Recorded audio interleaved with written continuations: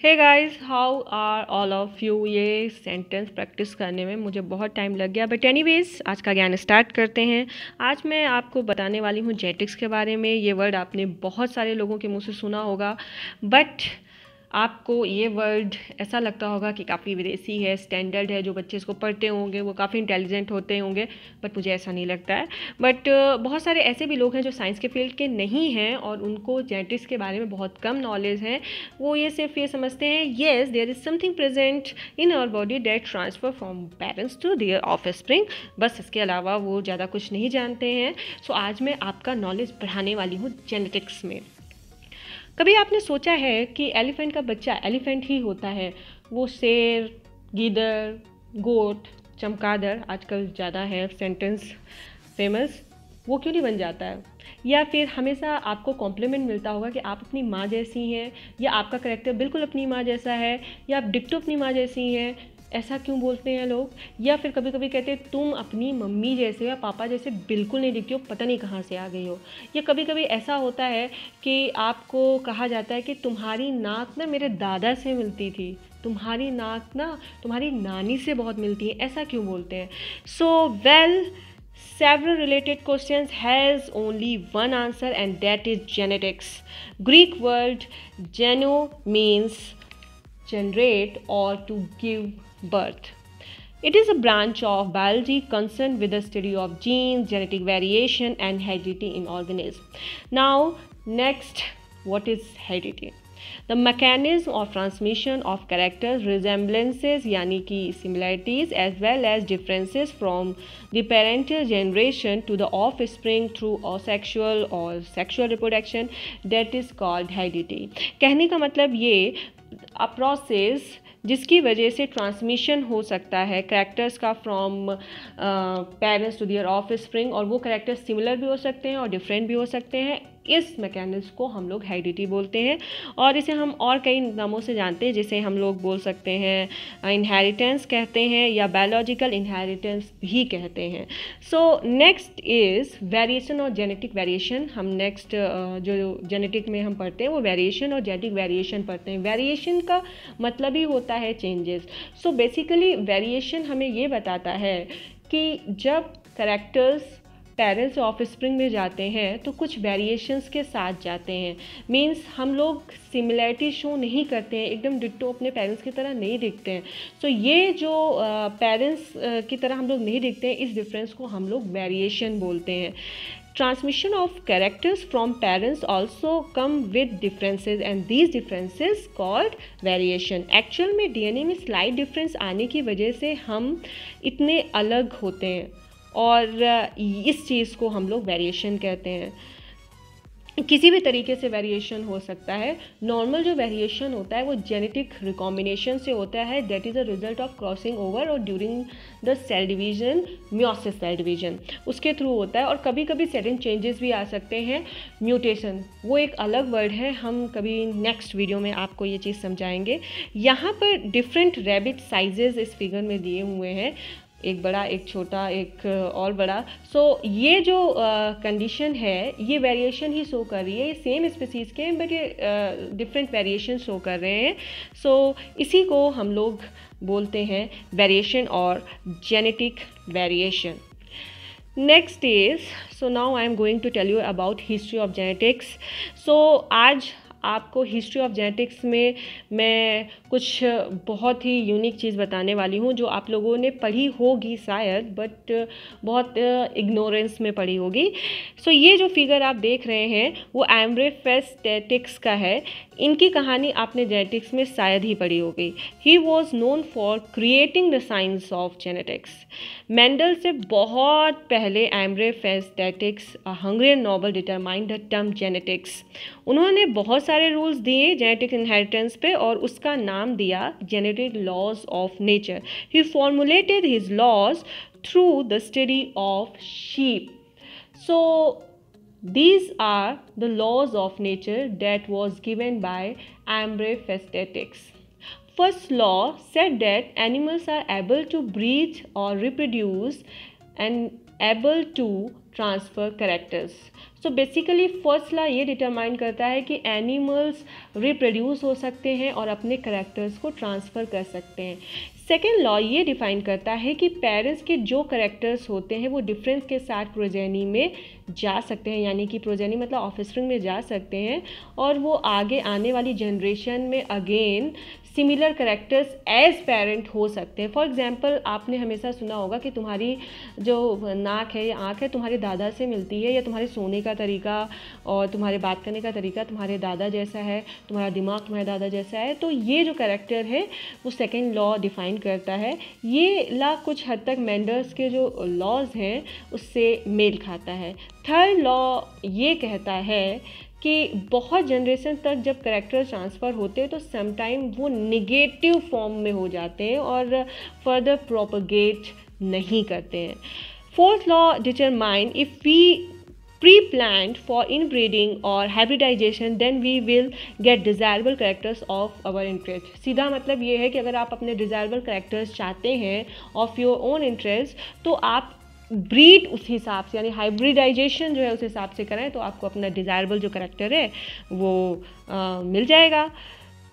Now he is the father of genetics, the name is Gregor John Mendel, जो आप figure देख रहे हैं। In the middle of the 19th century the Austrian monk Gregor John Mendel a contemporary of Charles Darwin, इन्होंने science का meaning ही बदल दिया और एक अपने तरीके का रेवोल्यूशन लेकर आए वर्ल्ड में।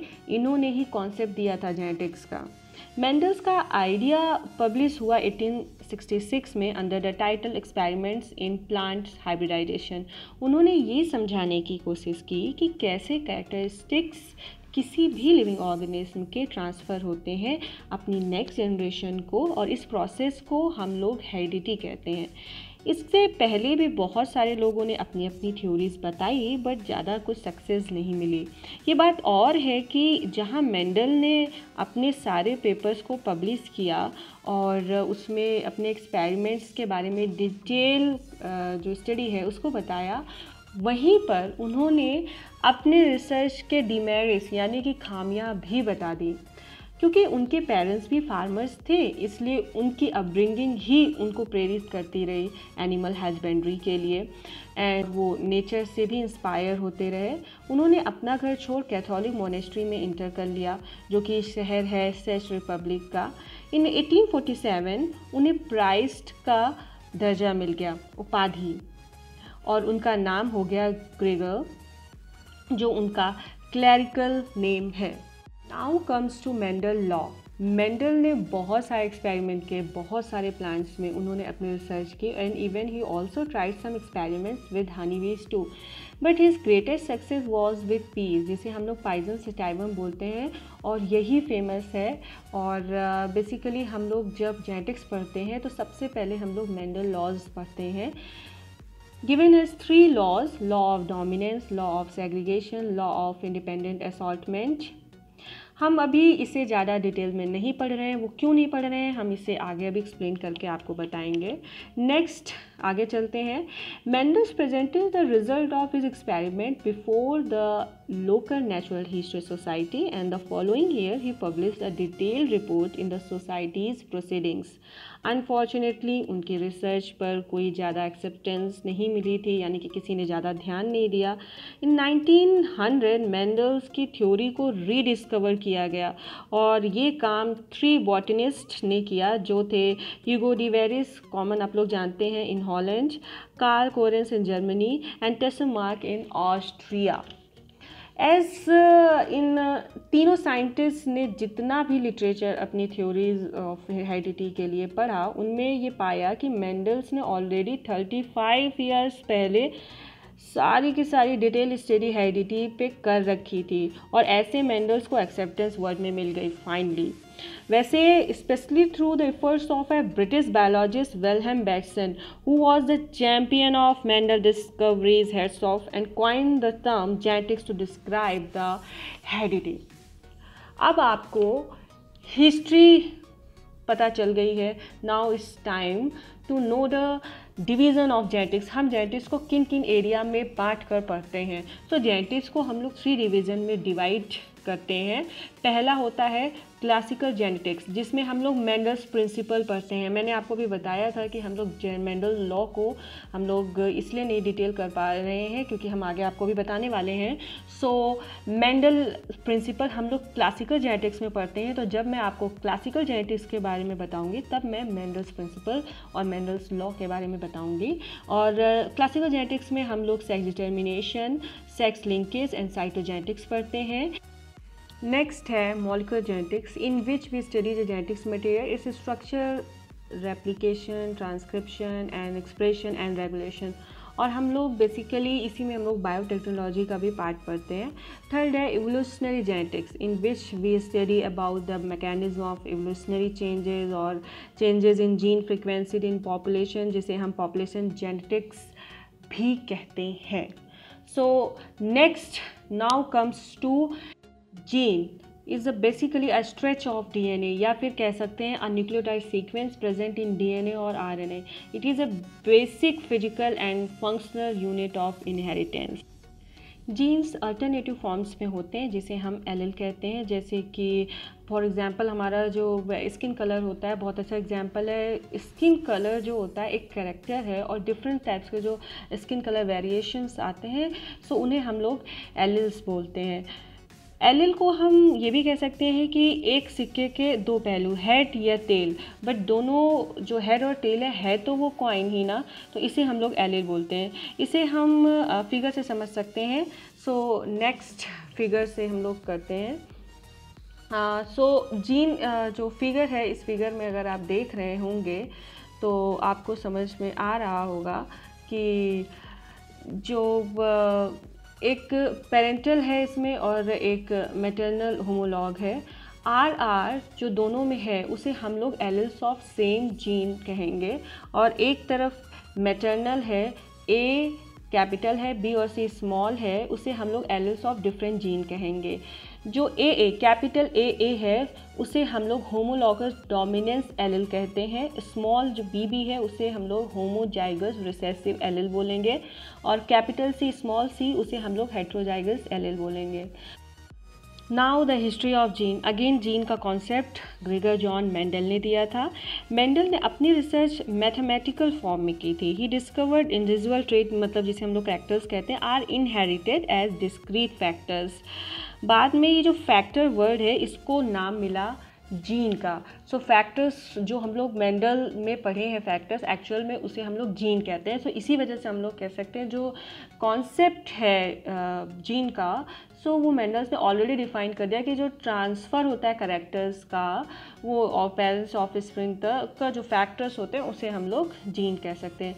सो अगेन द टर्म क्वाइंड, जो जीन का टर्म है, term coined by Danish botanist Wilhelm Johannsen in 1909।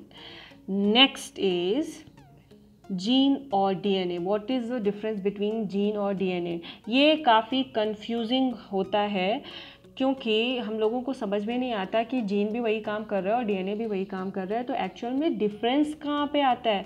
So here is a difference. Gene is a length of DNA that code for a specific protein, but DNA is a chemical molecule that carry informations. Gene determine करता है character कौन सा है, जबकि DNA बहुत से function करता है जिसमें से रेगुलेशन भी है। एक जीन एक छोटा सेगमेंट है डीएनए का, बट डीएनए में 2 पॉलीन्यूक्लियोटाइड चेन भी होती है।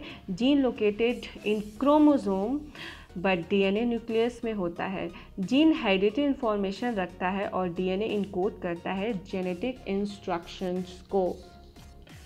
So thank you for watching. Please if you like the video, subscribe, like and comment. Next video classical genetics पे होगा। तब तक के लिए अपना बहुत सारा ख्याल रखें। अपनी इम्यूनिटी बूस्ट करने के लिए जो बहुत सारे अलग अलग जो है उपाय बताए जा रहे हैं, आप उनको फॉलो करें। और स्पेशली जो काढ़ा बना के घर पे पिया जाता है उसको पीने की कोशिश करें। हल्दी वाला दूध पिएं, खूब सारी हल्दी यूज़ करें अपने खाने पे। खड़ा मसाला बेसिकली काली मिर्च हो गया, दालचीनी हो गया, तेज पत्ता हो गया, एंड लॉन्ग, स्पेशली लॉन्ग। सो ये सारी चीज़ें हैं, आप उनको यूज़ करें, स्वस्थ रहें, हेल्दी रहें।